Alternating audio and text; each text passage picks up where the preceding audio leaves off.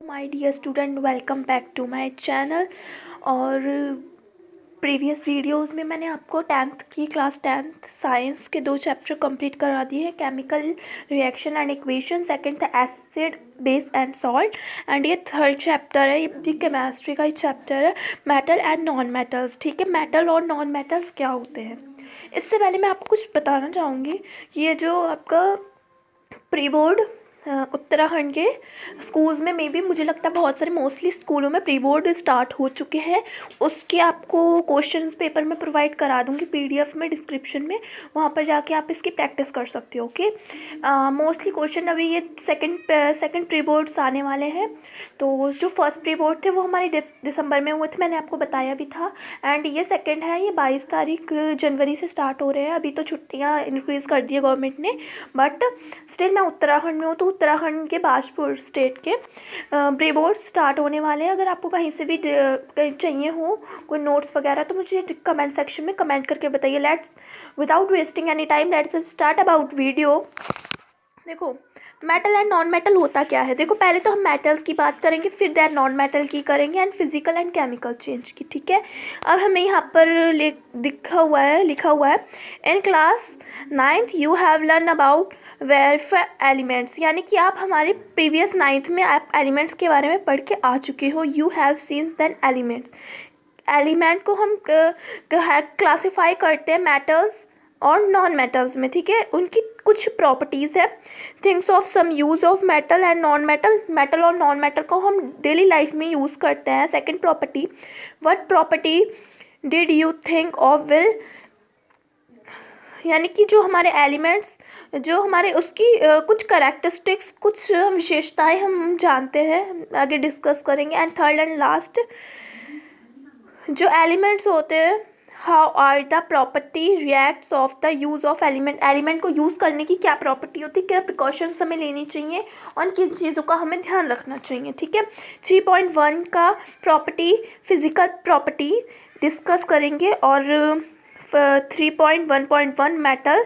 देखो, मेटल क्या होते हैं, हम इतना फालतू का डिस्कस तो करेंगे नहीं, हम मेन पे आएंगे। अगर हमें पूछा जाए कि हमारी जो हमारा मेटल होता है उसकी अगर हमें डेफिनेशन पूछी जाती है ऐसे एग्जाम्स में, व्हाट इज़ मेटल, मेटल किन चीज़ों से रिएक्ट करता है, तो देखो मैं तुम्हें इम्पॉर्टेंट एक चीज़ बता दूं कि एट प्रेजेंट 118 यानी 180 elements are now which is classified into metal and non metal on the basic of their verify property. There are some elements which have property similar to both metal and non-metal are named as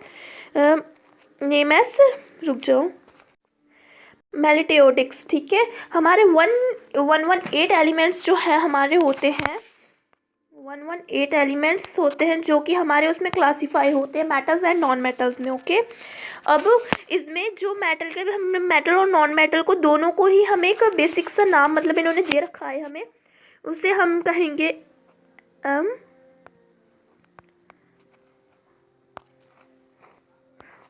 ये ओ है I D, sorry D S. ठीक है, अब metal क्या होता है, ये तो हमने बात कर ली बेसिक की। ठीक है, अब मेटल क्या होता है, आ जाते हैं अपने टॉपिक पे। Element which have to make a destroy to electrons termed as metal, यानी कि जो मेटल्स होते हैं, देखो मेटल्स जो बीट, जिसे हम बीट करते हैं, साउंड प्रोड्यूस करता है, वो मेटल होता है। जैसे कि हम स्टील वगैरह देखते हैं, स्टील और एल्यूमिनियम वगैरह, ये सब तो मेटल में आ जाएंगे, है ना, तो ये तो मेटल हो जाएंगे। अब मेटल कंप्लीट हो गया, अब नेक्स्ट देखते हैं। इसमें जो अगर इम्पोर्टेंट कुछ होगा तो मैं देखो यहाँ पर आपको बता रखे। देखो, मैलिएबिलिटी क्या होती है, you will find that some metal can be beat into the thin sheet is sorry this property is malleability, malleable भी कहते हैं इसे, मैनिएबिलिटी भी कहते हैं, यानी जिसको हम पीट के एक थिन शेयर में, थिन वायर में या थिन शीट में कन्वर्ट कर दें तो उसको हम मैनिएबिलिटी कहते हैं। ठीक है, जैसे कि गोल्ड की कोई शीट है, हम उसे पीट के मतलब गोल्ड की चैन बनाते हैं ना, तो उसे पतली वायर में कन्वर्ट करते हैं। This is a malleability. Okay, Next, you will find that some metals can be beaten into their thin sheet. ये तो कर लिया था, sorry. The ability of metal to be draw into their wire is called ductile. अब ductile word आता है. Ductile क्या होता है ना? डक्टाइल वो होता है हमारा, देखो इसी में बता रहे हैं कि जिसे हम ड्रॉ एंड पतली शीट में कन्वर्ट कर सकते हैं. जैसे कि gold is the most ductile metal. Gold जो है डक्टाइल मेटल है, उसे हम बीट करके या कुछ उसमें चेंज करके उसे थिन वायर में कन्वर्ट करते हैं. You will be surprised to now that the wires of about 2 km kilometre long can be drawn from a 1 gram of gold. Okay, it is because of malleable and ductile that metal can be given different shape according to our needs.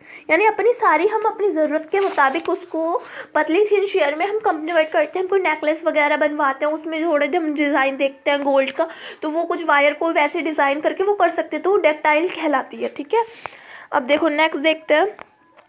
The over activity show, यानी इसमें कुछ activities दे रखी है. Activity हम matter नहीं करती क्योंकि हमें पता है, हमें क्लास 10th में हमें जाके लैब में कोई टेस्ट नहीं करना, कोई रिसर्च नहीं करनी, हमें बस पढ़ना है, एक्सप्लेन करना है एंड एग्ज़ाम में लिख के आना. That's it's. कुछ ज़्यादा फालतू की चीज़ हम इसमें पढ़ेंगे नहीं, ऐसी खामखा दिमाग में टेंशन नहीं उबालते हैं.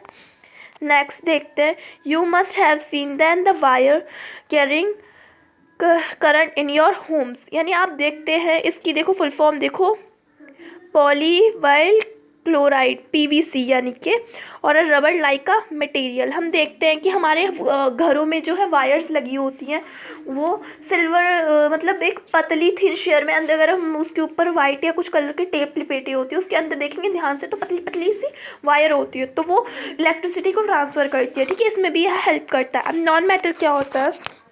Non-metal element having to make a union of electrons are the, देखो जो भी गैसेस होती है वो नॉन मैटर में सिंपली होती है, यानी कि जैसे कि oxygen, carbon dioxide and also hydrogen and iron, sulphur something हमारा जो आता है वो नॉन मेटल में. मेटल्स में वो चीज़ आती हैं जैसे कि जो प्रॉपरली फिजिकली हमें दिखती हैं. ठीक है, अब जो गैसेस वगैरह वो हमें दिखती नहीं है, हमें बहुत डीपली रिसर्च करके हमें पता चलता है कि गैसेस हैं, जैसे कि sulphur, hydrogen, carbon dioxide and something. ठीक है, ये तो नॉन मेटल्स में आ गई.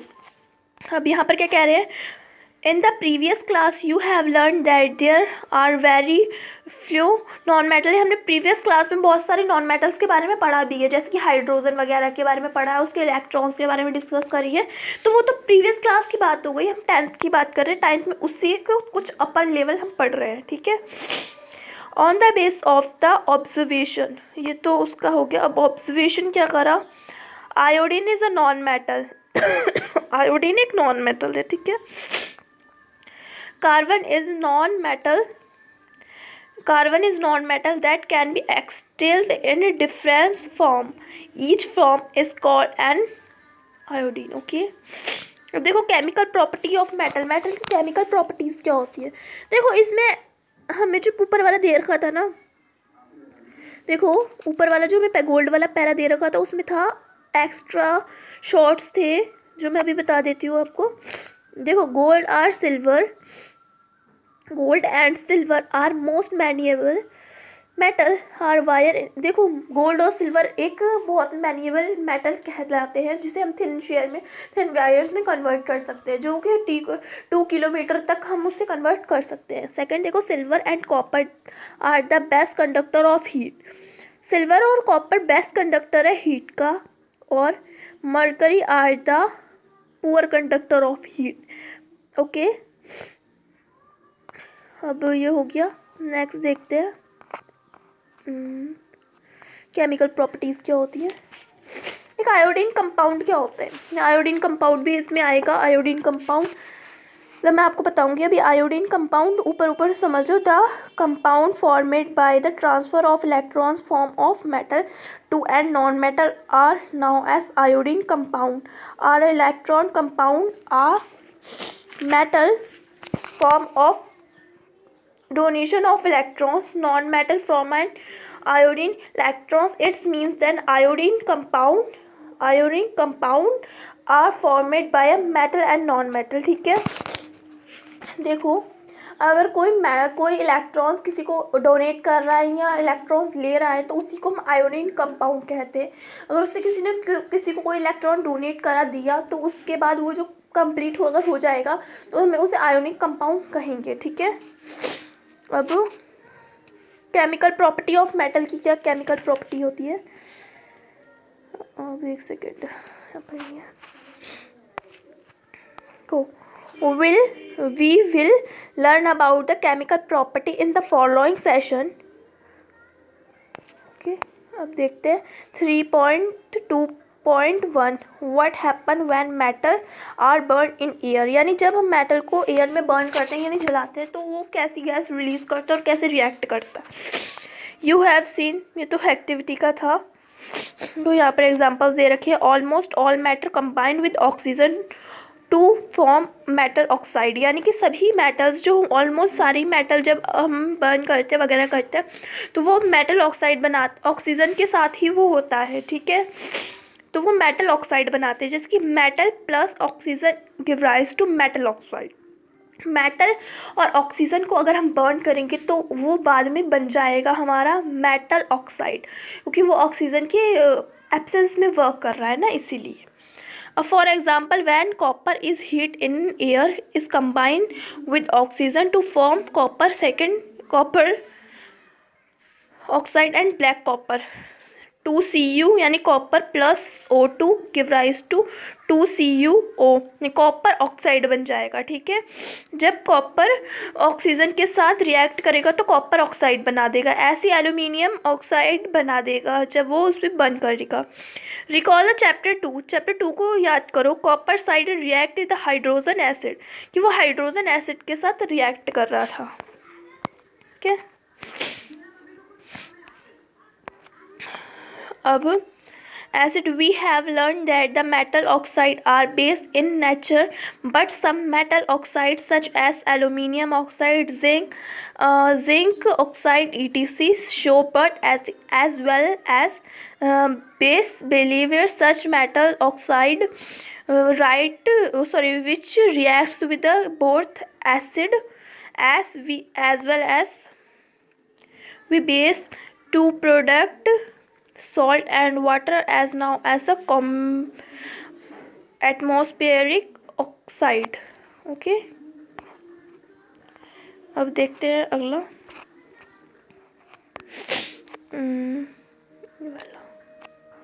वी हैव ऑब्जर्व, ये तो मेटल वाला था. अब इसमें ऐसे ही दे रखा है आपको. देखते हैं next. What happen when metal reacts with water. Metal कैसे पानी के साथ रिएक्ट करते हैं. ठीक है, इसका तो बहुत अच्छा एग्जांपल है. जैसे हम कोई हमारा स्टील होती है आयरन, उसको हम पानी में रखेंगे तो वो ऑक्सीजन के एब्सेंस में थोड़े टाइम तक रिएक्ट करके उसमें ब्राउन कलर का जंग लग जाता है ना, रस्टिंग हो जाती है उस पर. ठीक है, उसे देखते हैं. Metal reacts with water and the producer the metal oxide, वो मेटल ऑक्साइड बना देता है. एंड हाइड्रोजन गैस और hydrogen gas. Metal oxide that and the soluble in water dissolve in the few future metal hydroxide. ठीक है, देखो metal plus water metal oxide plus hydrogen बनाएगी. अब देखो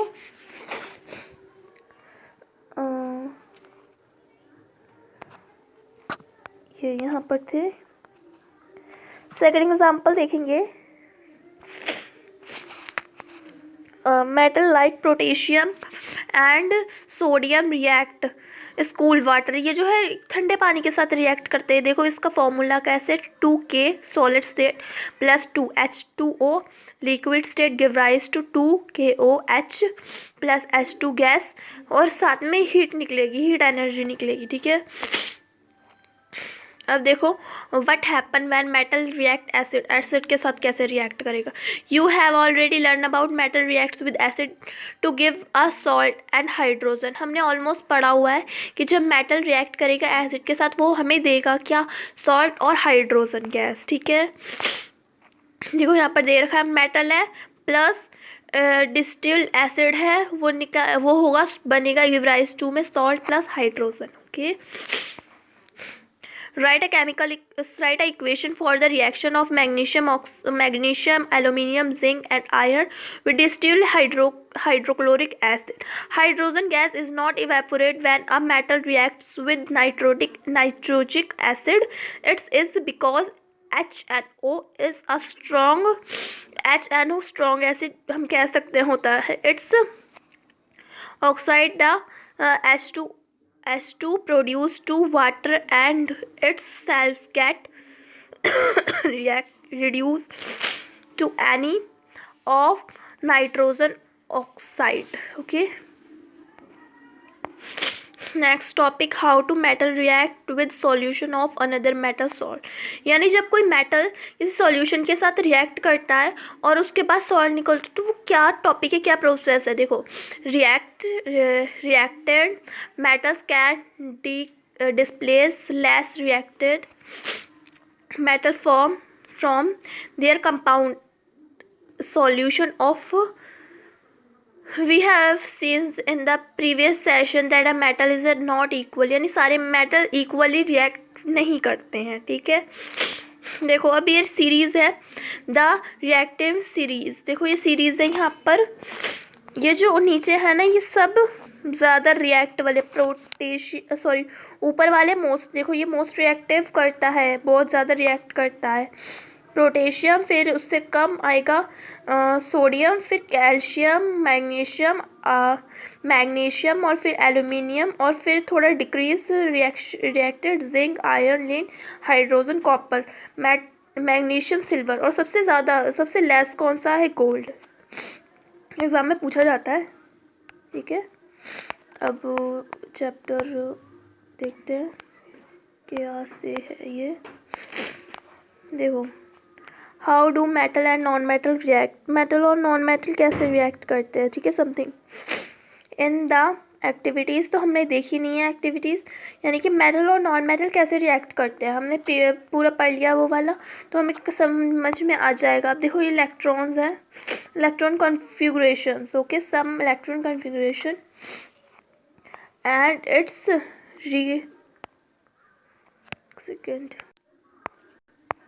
अब प्रॉपर्टी ऑफ आयन कंपाउंड, ये देखो आयन कंपाउंड दे रखे हैं NaCl का मेल्टिंग पॉइंट होगा 1074, बॉइलिंग पॉइंट होगा 1686 समथिंग।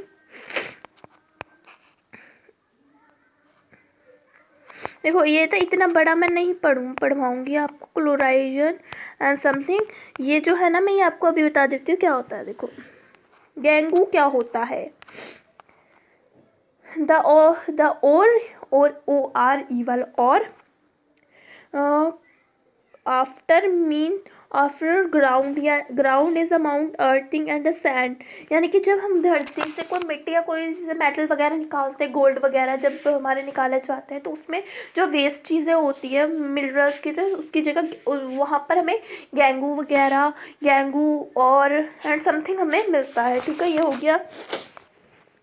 अब सेकेंड, अलॉयज क्या होता है ना, alloys is a homogeneous mixture in 2 or more metals at the metal and small amount of non metal, यानी 2 होमोजीनियस मिक्सचर तो होता है अलॉयज का, वो 2 या 2 से ज़्यादा मेटल से बना होता है। ओके, अब हो गया क्लोराइडर क्या होता है, it is a process of slow gaseous convert into the metal compound by the attract in air, moisture, water and pressure of atmosphere, यानी एटमॉस्फेयर के प्रेशर में कैसे वर्क करता है एंड समथिंग वो है। ठीक है, तो ये यहाँ पर चैप्टर कंप्लीट हो गया और अभी नेक्स्ट चैप्टर 4th चैप्टर है, आई थिंक 4th चैप्टर होगा हमारा।